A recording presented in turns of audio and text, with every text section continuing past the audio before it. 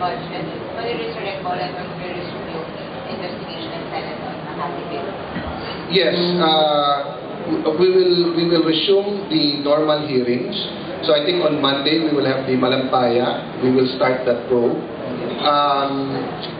We will also continue yung sa Bangsamoro and of course yung sa and then the others are up to the chairman. But Senator Coco also already intimated to us that he wants to spend some time on the oversight of the automated election, especially with the ongoing controversy of the automated or the machines to be used in the 2016 election. So possibly January na yung next hearing kay on the Makati buildings.